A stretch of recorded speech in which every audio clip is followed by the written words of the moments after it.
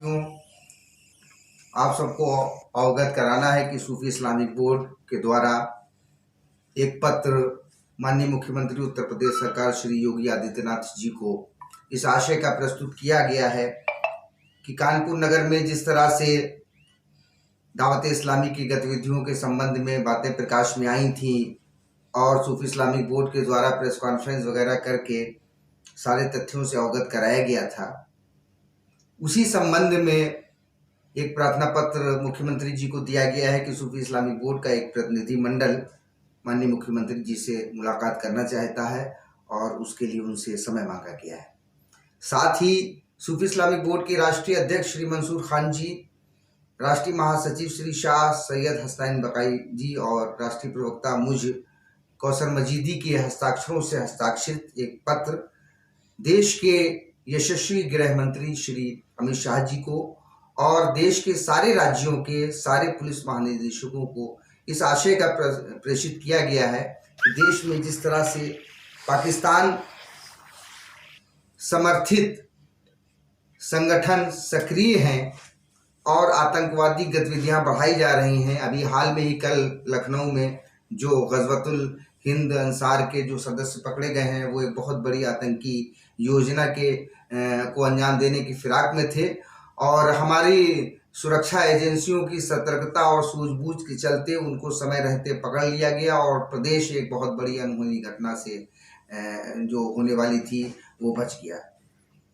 साथ ही मैं आपको ये अवगत कराना चाहता हूँ कि ये जो गजवतुल हिंद संगठन है ये पाकिस्तान के द्वारा समर्थित है और अलकायदा समर्थित ये संगठन का मकसद गजवतुल हिंद जो कॉन्सेप्ट है, भारत में गजवे हिंद का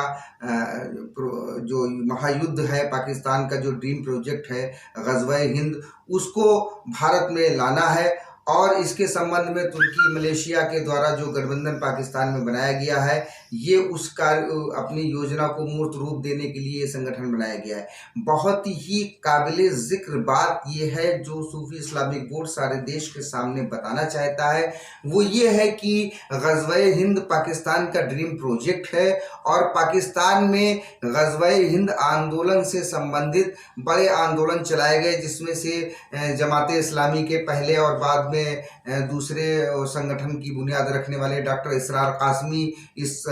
योजना को चलाते रहे।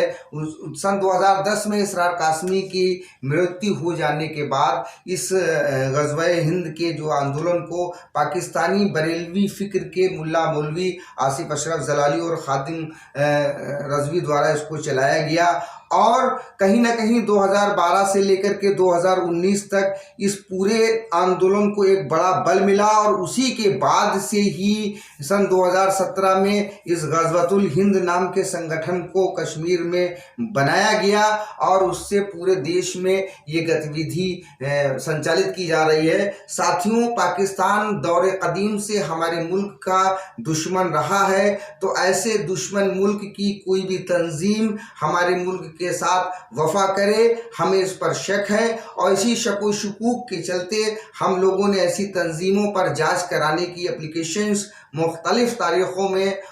मुख्तलिफ अफसरान को और मुख्तलिफ जिम्मेदारान को दी है। सूफी इस्लामिक बोर्ड अपनी उसी मांग को दोबारा दोहरा रहा है कि जो हमारे प्रार्थना पत्र है कि जो गजवे हिंद को आंदोलन को चलाने वाला पाकिस्तान में आसिफ अशरफ जलाली है, उस जलाली का भारत में उसकी विचारधारा पर